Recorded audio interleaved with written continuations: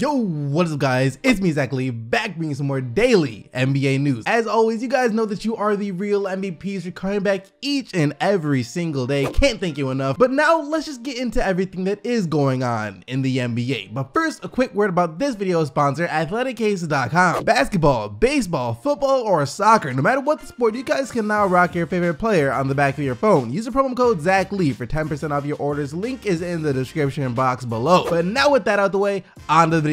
Let's go.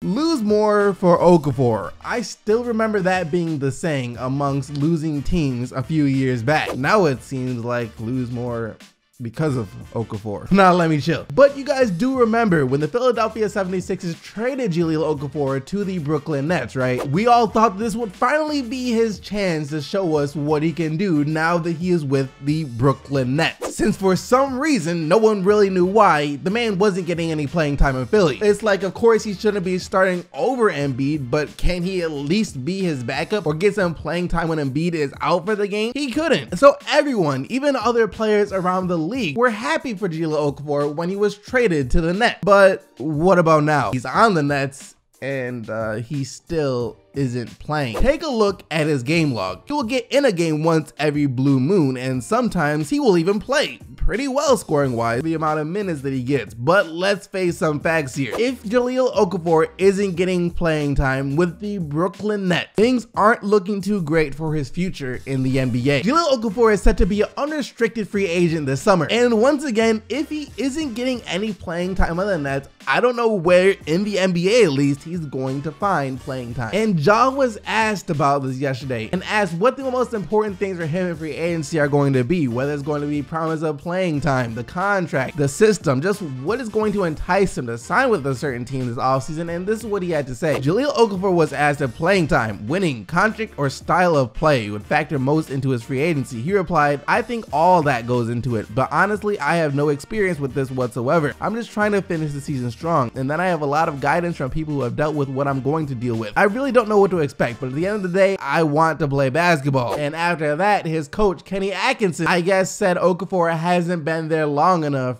to get playing time. He's had a little window of opportunity. We haven't given him a great opportunity, a great selection where we say, man, here's 30 or 40 games. That's part circumstances. You'd have more information if he had a training camp and had a longer time period. He'd be much more acclimated. I don't really understand. Seems like that's just some type of made up excuse as to why they're not playing Jahlil Okafor, because they don't want to say the real reason why they're not playing Jahlil Okafor. And it doesn't just not make sense to me. It doesn't make sense to Jahlil Okafor either, as this is what he had to say about his coach's response. "I don't really know what that means. I've been here for 3 or 4 months. I think a full season would help me. I've been with these guys for 3 or 4 months now, done everything they asked of me. I'm not sure what they want, but everybody's treated me really well." Well, you know, at least they're treating him well. And I had no idea that the Nets had such high standards of which players are allowed to play for them. I had no idea that you would have to be with the Nets for a full year or have to go through a training camp with them if you wanted to get any consistent minutes on the court. To any players out there, when and if you get traded to the Brooklyn Nets in the middle of an NBA season, do not expect to play because you haven't been there long enough. You didn't go through training camp. You were not qualified to play for the Brooklyn Nets. Sure, you could get traded to any other team in the NBA and start playing within a game or two, but that's not how the Nets, one of the more prestigious organizations in the NBA, run things. Or at least that's according to their coach. Anyways, Jahlil, here's my message for you. You'd probably dominate over in China. You could go over there and become like their Shaquille Olajuwon or something. I'm just saying, it's sad. Sure, feels like his talent is being wasted in this era of basketball, but it is what it is at this point. He ain't getting no playing time on the Brooklyn Nets. That's the reality of this. That's one of the thirstiest, if not the thirstiest team in the NBA for young talent. His last hope might be to get a training camp offer with the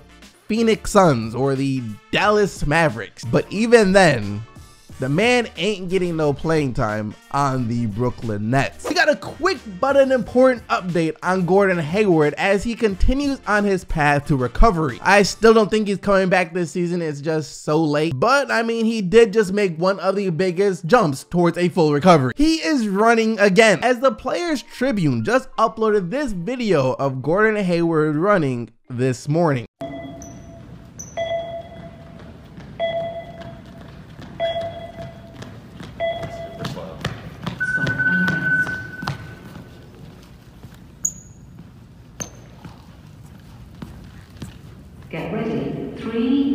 1.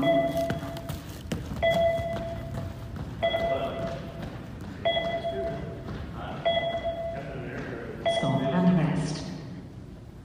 And I guess according to some people that replied to it, this is some sort of test where you start off running slow, then have to get faster each time and have to finish 20-minute pacer tests one after the other. If you don't run a lap in a certain amount of time, you have to start over. So according to them, that's what he is doing, which is good. This is huge progress. The man is running. When you're dealing with an ankle injury, that's one of the last steps before a complete comeback. Like I said though, it's still highly unlikely that Gordon Hayward plays for the Boston Celtics this year, even if they do make a deep playoff push, because bringing a player back in the Eastern Conference Finals, let's say, might not be the best way to get him reacclimated to actually playing in the NBA again. All that aside, this is still a great sign for any Boston Celtics fans out there. It'll give you guys some hope for next season. But that actually wraps up all the news and stuff from yesterday. So now let's just take a look at the games from last night. And there were a heck of a lot of games last night. And this game was going extremely well for the Bucks up until Giannis fouled out of the game late in the fourth quarter. And looking at the play, he did kind of push off on Jokic with his forearm to get that shot off there. But this is a move that almost every player uses to create space, and Jokic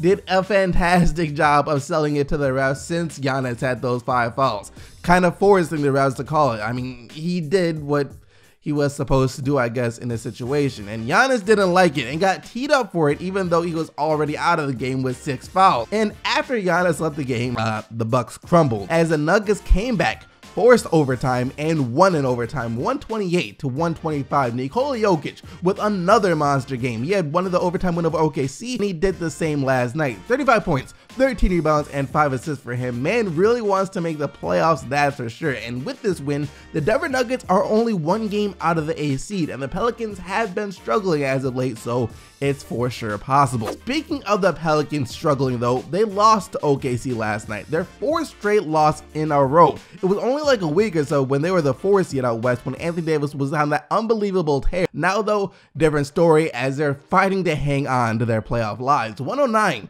to 104 as they fall to OKC. Russell Westbrook with 26 points, 15 rebounds, and 13 assists on the night. Only attempted 1 3-pointer. I just don't get it though. He has to know that he is better when he's not taking a bunch of threes, right? I mean, there will be games where like this where he only takes 1 and you think he gets it, but then the next game he'll take 7, 8, or 9 and only make like 1. You just never know with Westbrook, or the Thunder as a whole for that matter. Playing against them is like playing Russian roulette. They'll either beat you or they can beat themselves. You just never know. The last time these two teams met, it got ugly when Ricky Rubio was decked by Jeff Teague. Teague set out this game, so we didn't have to worry about that happening again. And the Jazz, seems like they kind of use this game as their way to get revenge of the Wolves for what they did to Rubio last time. Rubio kind of seemed like this was his revenge game for what happened last night too, as he was on fire. 23 points, hitting 5 of his 6 triple attempts. The Jazz blew out the Wolves 121 to 97 to surpass them in the standings. Utah,